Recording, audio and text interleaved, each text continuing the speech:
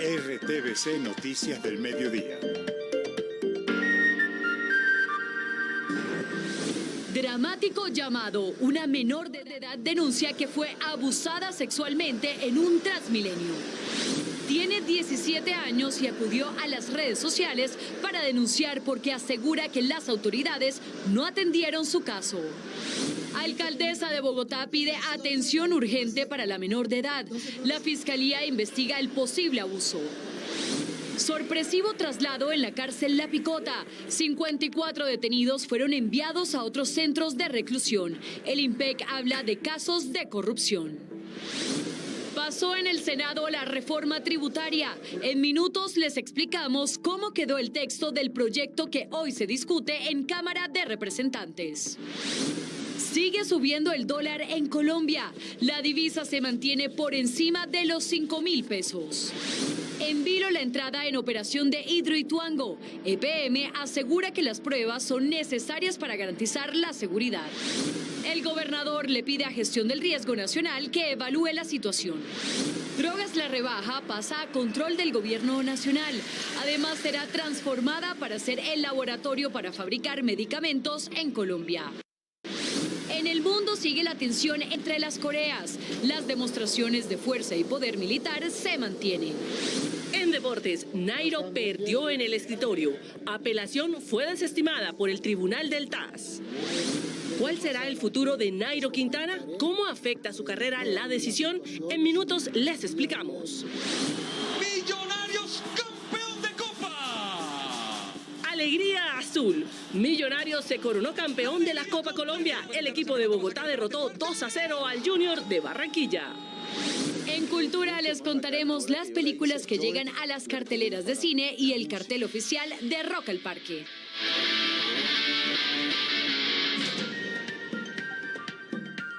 Buenas tardes, somos el noticiero de todos. Un dramático caso se conoció en las últimas horas. Una menor de edad denuncia haber sido víctima de agresión sexual en una estación de Transmilenio. Edwin Suá, ¿qué se sabe del caso? Buenas tardes.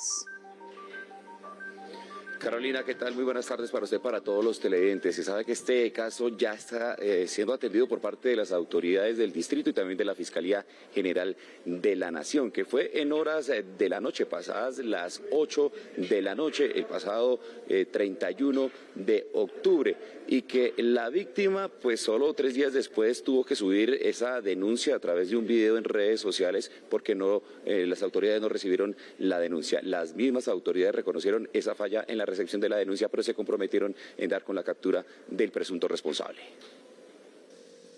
La soledad de la estación de Transmilenio de la Castellana en la Troncal Suba de Bogotá, pasada las 8 de la noche, habría sido aprovechada por el hombre para intimidar a la menor de edad, robarla y obligarla a cometer actos abusivos.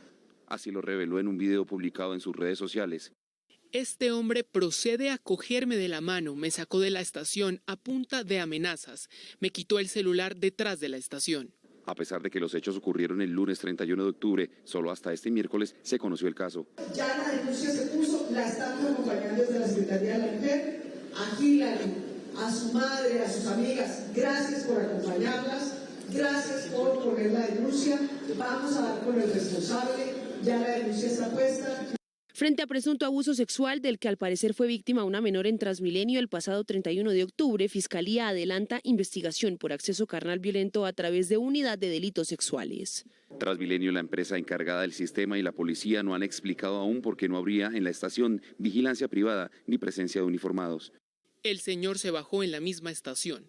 Él comenzó a mirar a todos lados y sacó algo de la maleta. Yo intenté caminar más rápido porque era una estación totalmente vacía donde no había ni un policía ni un celador. Las autoridades adelantan las investigaciones para tratar de identificar al presunto responsable.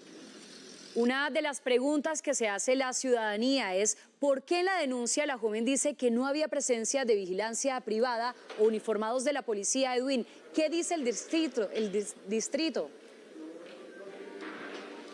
Carolina, ese mismo interrogante se lo hicimos llegar al secretario de Seguridad. Él dice que sí había policía y uniformados, pero están investigando porque en ese vagón, teniendo en cuenta que hay varios vagones en esa estación de Transmilenio de la Castellana, no había presencia de las autoridades. Que entendemos, por supuesto, en una situación de riesgo, de presión, de amenaza en la que se encontraba esta ciudadana menor de edad, podría haber de pronto, se pudo haber presentado que no vio al personal que podía estar en ese punto, pero todo esto está siendo parte de la investigación que se está adelantando. A propósito, en materia de seguridad, las autoridades anunciaron el pie de fuerza en la capital colombiana, exactamente de 1.500 policías en el mes de diciembre, y 500 serán exclusivamente para garantizar la seguridad de los usuarios del sistema de transporte masivo Transmilenio. Desde la alcaldía de Bogotá, de Visúa, RTVC Noticias, conectados 24/7. Conectados 24/7, muchas gracias, Edwin. Y vamos al Congreso de la República porque anoche, muy tarde, la reforma tributaria recibió la aprobación del Senado. Juan Sebastián Amaya, ¿cómo quedó discutida la norma? Compañeros televidentes, muy buenas tardes. A esta hora avanza la discusión y última votación de la reforma tributaria en Cámara de Representantes después de su aprobación anoche en el Senado de la República. Y frente a esta situación, el presidente de Colombia, Gustavo Petro, les envió un fuerte mensaje a los congresistas, a los empresarios en general, a todo el país, sobre esa importancia que según el gobierno tiene para todo el país la aprobación de la reforma tributaria para así fortalecer y aumentar los recursos en inversión y programas sociales. En este momento en el Congreso se desarrollan los debates de una reforma tributaria que le solicita a los más ricos de Colombia pagar impuestos. ¿Para qué? Para gastar en los más pobres de Colombia. Es un tema de justicia social, es un tema económico, de prosperidad económica, es un tema de construcción de la nación. Aquí se necesita que esa memoria histórica vuelva, incluso a los debates públicos. Y hoy en esta última votación aquí en Cámara de Representantes, uno de los puntos o de los temas más álgidos en los que ha habido varias discusión es sobre una serie de proposiciones o serie de propuestas por parte de algunos representantes para revivir o incluir nuevamente esa propuesta de impuesto a las pensiones superiores de 16 millones de pesos mensuales. Esto se tuvo una grande discusión aquí por parte de los representantes y se está mirando a ver si se incluye o si se excluye de este proyecto de reforma tributaria. Incluso después, recordemos de que el presidente Gustavo Petro anunció al país que el proyecto no tendría gravámenes a las pensiones. Recordemos también entonces ayer en esa discusión, en esa votación que se tuvo en el Senado de la República, se eliminaron algunos impuestos polémicos por los que mucha gente había incluso protestado, de algunos sectores económicos también. Escuchemos. Hay argumentos a favor de revivir este impuesto a las pensiones altas. De hecho, la proposición está de mayor de 16 millones de pesos. Demos la discusión, creo que es válida. Se puede dar la discusión si la quiere, pero que el gobierno le dé a lavar después de un acuerdo, que el presidente salió públicamente a decir que eso no se iba a grabar, no me parece lo correcto. Eso es una falta de respeto con su presidente de la República. Anoche el Senado de la República aprobó el proyecto prácticamente a totalidad y uno de los puntos de los que más se habló en ese debate fue la eliminación de los impuestos al pan industrial. Recordemos que esa había sido una propuesta que había hecho el Ministerio de Hacienda. También se eliminaron los impuestos a los bocadillos, a las iglesias y también a las obleas. Luego de 12 horas de discusión, fue aprobada la reforma tributaria en el Senado, que busca recaudar cerca de 80 billones de pesos anuales. La sobretasa para petroleras se calculará de acuerdo con el comportamiento del precio internacional del crudo. Aumenta tanto los impuestos al petróleo y al carbón a través de una sobretasa del impuesto de renta, que será hasta del 15% del caso del petróleo y al 10% del caso del carbón. Dentro de las nuevas medidas, habrá nuevas sanciones para evasores de impuestos. Se enfrentan a penas de cárcel que van entre 3 y hasta 9 años. El pan, la leche, las obleas y el bocadillo veleño se salvaron y no tendrán ningún impuesto. Los alimentos ultraprocesados sí tendrán que pagar. Las bebidas azucaradas quedaron como estaban en la ponencia, 6 gramos por cada 100 mililitros en adelante. De otro lado, se cayó la tributación para las iglesias y las pensiones y fue acordado gravar las plataformas digitales y de entretenimiento. Un artículo que especialmente afecta a los emprendedores, a las startups, que tienen que realizar una inversión muy grande y que es una inversión que no pueden redimir en un momento, pero sí tendrían que pagar, sí van a tener que pagar con unos impuestos. Las tarifas del impuesto al patrimonio comenzarán desde el 0.5% para montos superiores a 3.000 millones de pesos. Irá hasta el 1.5% de carácter temporal para los patrimonios que superen los 10.000 millones de pesos. Se mantiene el impuesto al sector financiero. El otro tema económico del día es el precio del dólar. La divisa en Colombia sigue al alza y se consolida por encima de la barrera de los 5.000 pesos. Hoy la divisa aumentó y se cotiza en promedio a 5.041 pesos e incluso alcanzó un máximo de 5.079 pesos. La subida de tasas de interés por la parte de la Reserva Federal en Estados Unidos fortaleció al dólar a nivel mundial, especialmente en Latinoamérica.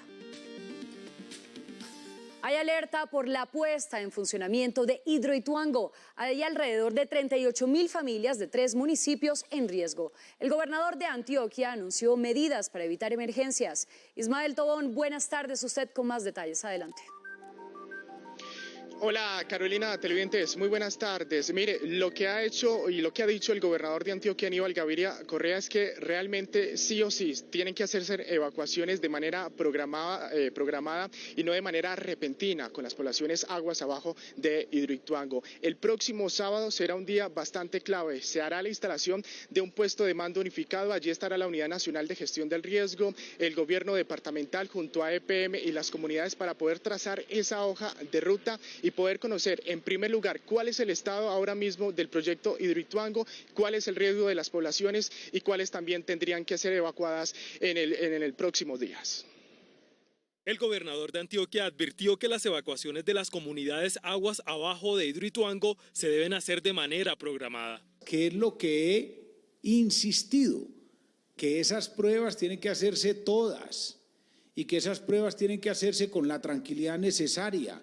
La ministra de Ambiente, a través de su cuenta de Twitter, alertó que EPM no ha hecho público los riesgos existentes en el macizo rocoso de Hidroituango. EPM manifestó que existe riesgo e incertidumbre de desestabilización del macizo al prender turbinas. Ahora corresponde al PMU con base en el principio de precaución proteger a la población.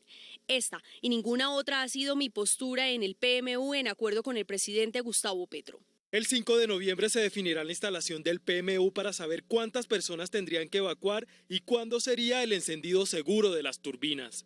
Lo más importante es hacer las cosas bien y garantizar la vida, la protección de la vida de todas las personas, sobre todo las personas de los municipios de influencia aguas abajo del proyecto. La tensión aumenta cada día que se acerca la fecha del encendido de las turbinas. El alcalde de Medellín, Daniel Quintero, ha hecho también un anuncio bastante importante luego del pronunciamiento del presidente Gustavo Petro de que no se puede permitir el encendido de ninguna de las 2 turbinas hasta que no esté evacuada las comunidades. Por eso ha dicho de que se ha llegado a un acuerdo con el gobierno nacional para poder realizar un encendido seguro. Esto podría descartar de que las 2 turbinas que tenían programadas el encendido el 15 y 25 de noviembre no se realicen. Hemos logrado con el gobierno nacional un acuerdo para garantizar el encendido seguro de Hidroituango. Es lo que hemos pedido desde el primer día. Esto implica 2 frentes muy importantes. La metodología de encendido seguro de Hidroituango permitirá que EPM pueda hacer todas las pruebas y todos los chequeos necesarios, de modo que no haya ninguna prueba riesgosa para las comunidades. Más de 50 presos considerados como agentes corruptores fueron trasladados de la cárcel La Picota en un operativo sorpresa ordenado por el IMPEC. Los reclusos llegarán a diferentes cárceles del país. El traslado comenzó a las 5 de la mañana. En un operativo sorpresa de los grupos especiales del IMPEC, fueron trasladados 54 prisioneros catalogados como influencia negativa a diferentes cárceles del país. Actores delincuenciales o llamados caciques o plumas, quienes venían generando indisciplina, hechos de corrupción, movimiento de microtráfico y actividades irregulares dentro del penal. Alias Escamoso, cabecilla del Clan del Golfo, y alias Chicho, integrante de la banda La Terraza de Medellín, son algunos de los nombres que encabezan la lista de convictos. Dependiendo de su condición o de su nivel de seguridad, pues van a ser trasladados a diferentes cárceles como Popayán, como Girón, como Barranquilla, como Cómbita. Hay varias en todo el país donde van a ser establecidos. El director del IMPEC aseguró que por las irregularidades en La Picota, alrededor de 20 guardias están siendo investigados.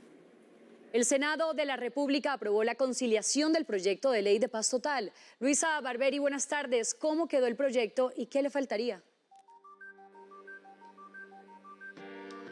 Hola, ¿qué tal? Muy buenas tardes. Yo les cuento que pasada la medianoche en el Senado de la República se aprobó la conciliación de la ley de paz total. Esta, con 63 votos, crearía entonces uno de los artículos más polémicos en el debate y es la creación del Servicio Social para la Paz. Adicionalmente, recordemos que entrega los lineamientos al gobierno para saber cómo será una negociación con un grupo con estatus político como el ELN y una organización criminal a la que solo le quedará la vía del sometimiento o acogimiento a la justicia. Este proyecto también plantea entonces la creación de las regiones y gabinetes de paz. Al proyecto solo le queda pendiente la votación de la conciliación en la Cámara de Representantes, que se espera se dé hoy para posteriormente pasar a sanción presidencial. Nosotros, por supuesto, estaremos muy atentos para llevarles todos los detalles en nuestra emisión central. Luisa Barberi, RTVC Noticias, Conectados 24/7. Conectados 24/7, muchas gracias, Luisa. Y se dio la primera condena por el atentado a la Brigada 30 en Cúcuta, ocurrido el 15 de junio del 2021.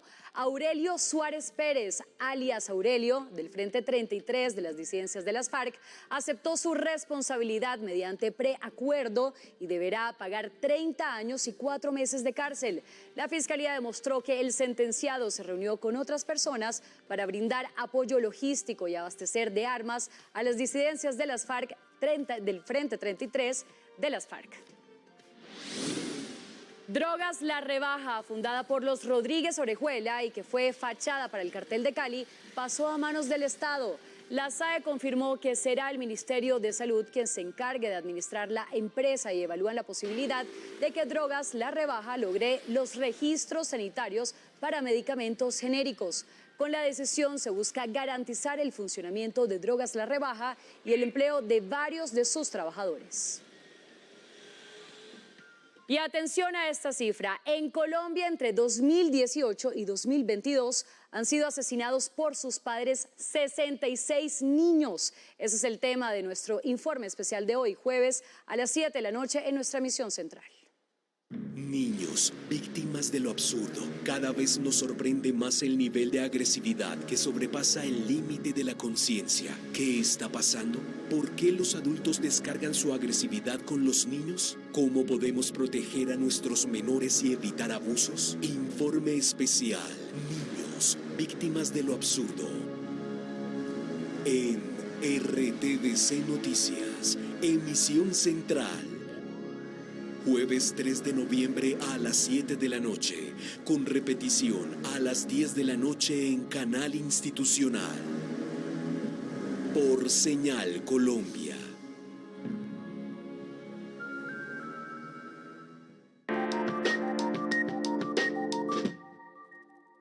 En Cali hay una capilla que representa la idiosincrasia de sus habitantes. Durante 80 años ha sido la protagonista de momentos especiales, pero el tiempo le está pasando factura y su fachada está deteriorada. Alejandro Muñoz, buenas tardes. ¿De cuál templo se trata? Hola Carolina, qué gusto, la saludamos a esta hora en directo justamente desde el área industrial de Jumbo, a 15 minutos de Santiago de Cali. Hemos llegado con RTVC, el sistema de medios públicos, recorriendo Colombia, escuchando a las personas, a la ciudadanía. Y fíjense que a las 2 de la tarde de este lugar donde nos encontramos tendremos un programa especial de Bien Dateado a través de la pantalla de Canal Institucional, donde estaremos hablando sobre el sector del turismo en el Pacífico colombiano. Los invitamos a todos ustedes para que se conecten. Además, nuestros compañeros encontraron, como usted lo decía, una historia bastante interesante, porque una capilla aquí en la capital vallecaucana, en Santiago de Cali, que ha sido testigo por más de 80 años de los momentos más especiales de esta región, lastimosamente, pues el tiempo le está pasando factura y las personas piden intervenirla urgentemente. Esta es la historia. Así es una postal de la ermita en cualquier parte del mundo. Y así es la iglesia real ubicada en pleno centro de la capital del Valle del Cauca, a orillas del río Cali. La ermita pues es un monumento histórico y nos representa a nivel mundial. Es una cosa religiosa de mucha tradición que han tenido nuestros abuelos. Reconocida por su estilo gótico, con piezas que fueron traídas de París y Francia, y su imponente reloj de Holanda, que ha sido fiel testigo de las alegrías y momentos memorables de propios y turistas cada vez que la visitan. Este es un punto de partida, un punto de turismo, donde todos nos reencontramos, donde la gente creyente viene. Un terremoto en el año 1925 la derribó. Y pese a eso, nació la nueva ermita que 80 años después atraviesa una crisis. Su infraestructura está deteriorada en por lo menos un 35%. Tenemos varias goteras dentro de la capilla, tanto en la parte de acá afuera donde se instalan los fieles como en la parte de adentro. En el marco de su cumpleaños número 80, empleados de la alcaldía municipal donaron un día de su salario. Fueron entregados 38 millones de pesos como aporte inicial para su restauración. Queda conseguir el restante para completar los 2.000 millones de pesos que se requieren para conservar su tradición.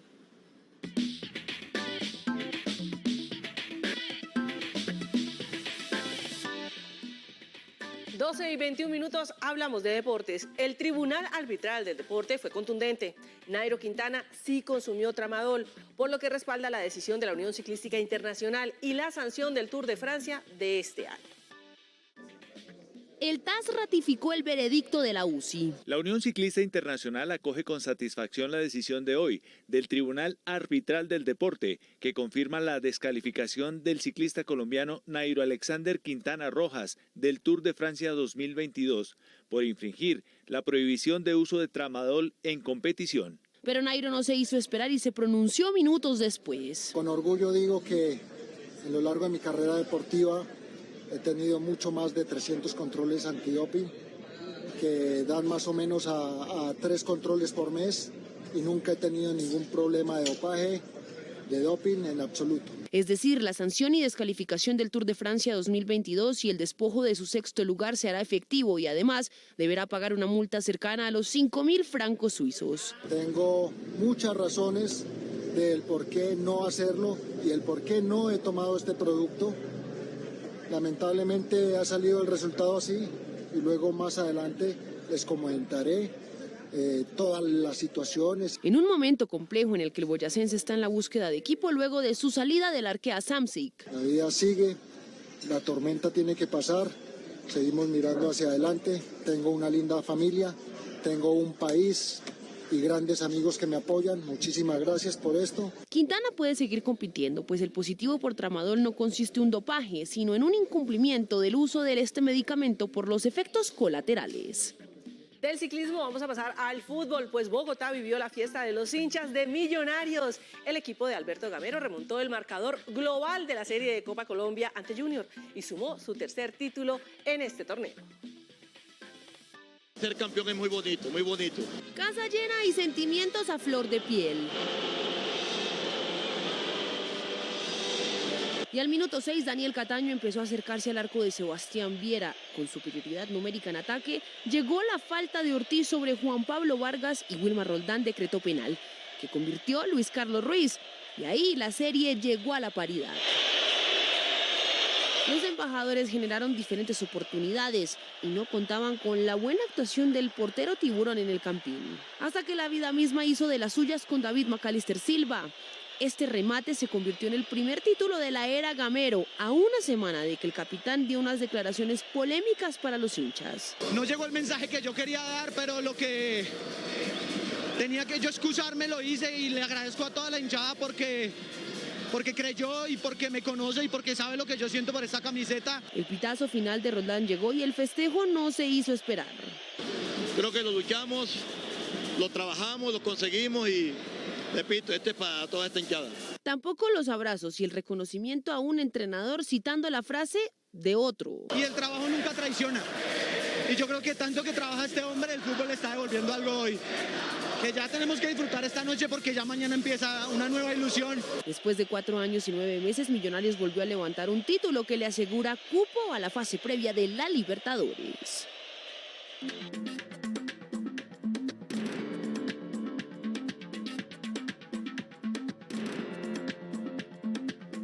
Información del mundo. Corea del Sur y Estados Unidos extenderán los ejercicios militares que adelantan y que debían concluir este viernes. Lo hacen ante el creciente lanzamiento de misiles norcoreanos en las últimas 24 horas. Que el estrechón de manos de Washington y de Seúl se vea así y que en clave militar dialoguen en el rincón más oriental de Asia, activa un lenguaje que abandona los desfiles y pasa a la práctica desde Pyongyang. Corea del Norte ve como amenaza que los ejercicios llamados Tormenta Vigilante involucren cazas de quinta generación, el F-35A del lado de Corea del Sur, el F-35B del lado de Estados Unidos, aviones que pueden volar bajo radar sin ser detectados. Japón. Costas surcoreanas. La región vibró. El llamado era conseguir refugio porque Corea del Norte disparó un misil balístico intercontinental sobre esas aguas de Oriente y luego un par más de corto alcance. Este es un acto escandaloso, no se puede tolerar. En las últimas 24 horas, Pyongyang ha superado de lejos los disparos de sus misiles que durante todo 2017. De ahí que el gigante regional observe con detalle. China siempre ha desempeñado un papel constructivo en el tema de la península de Corea. Nuestro compromiso es promover la paz y las conversaciones. Asia está metalizada. El despliegue de los arsenales de Oriente y de Occidente se extiende más de lo calculado. Expertos vaticinan que se avecina un testeo nuclear con impronta norcoreana, sensible a lo que llama amenazas en su vecindario. La actualidad de la guerra en Ucrania pasa por más ataques, pero los de hoy han afectado el suministro eléctrico de la planta nuclear de Zaporilla. La División Atómica de Naciones Unidas anunció que no encontró indicios de desarrollo de una bomba sucia, por la que Moscú acusó a Kiev. De otro lado, la presidencia ucraniana advirtió que Rusia amedrenta y retiene alcaldes de sus municipalidades como estrategia para controlar territorios. Ecuador es testigo de hechos de violencia y criminalidad sin precedentes en su territorio. Las órdenes dictadas desde las cárceles siembran miedo en varias ciudades y comprometen la efectividad de las autoridades nacionales. Justo en el país donde el planeta se divide por mitades, la violencia se pasea por las calles y se gesta desde planteles carcelarios. En las entrañas de esos centros de detención en Ecuador se alojan dirigentes de bandas criminales que al enfrentarse dibujan algo así. La policía les dio bala porque se venían escapando, por eso, porque están desesperados, porque dicen que los van a matar allá. El saldo de la colisión más reciente entre bandas en la cárcel de Guayaquil fue mortal. Autoridades, al sumergirse allí, se encuentran con estos hallazgos. El presidente Lasso rinde cuentas de operativos realizados durante 2 días en cárceles y calles, anunciando la detención de más de 50 personas. Que sepan los narcodelincuentes que no nos temblará la mano. La espiral que hermana violencia y delincuencia en ciudades como Guayaquil se estira con rapidez. Allá van más de 1.200 homicidios en el año. Y el país totaliza al menos 400 muertos desde febrero de 2021 en la puja por el poder de esas bandas carcelarias. Llegamos a oportunidades. Atentos porque una empresa de supermercados abrió vacantes en todo el país. Les contamos cómo aplicar. En oportunidades de trabajo a nivel nacional, vaya a la página deuno.com.co, diríjase a la pestaña Contáctenos y dé clic en Trabaja con nosotros. Lea con atención la descripción y requisitos de la convocatoria como ser mayor de edad, tener nivel mínimo de estudio de bachillerato, experiencia mínimo de 6 meses, entre otros. Llene el formulario con sus datos personales, adjunte su hoja de vida y siga el paso a paso. Atentos, entre los cargos solicitados está conductores, auxiliares de bodega, asistente de ventas, entre otros. Y mucho ojo, los horarios son de domingo a domingo con un día compensatorio y con turnos rotativos. Y muy importante, recuerde que si quiere seguir informado 24/7, nos encuentran en todas nuestras redes sociales como RTVC Noticias.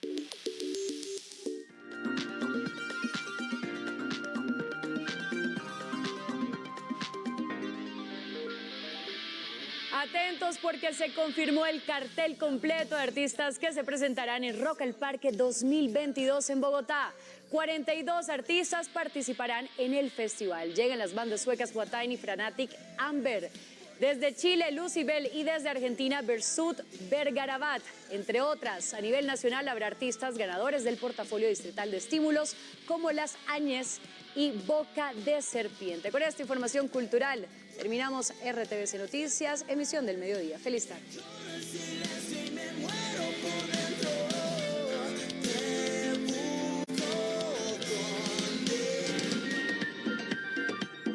RTVC Noticias del Mediodía.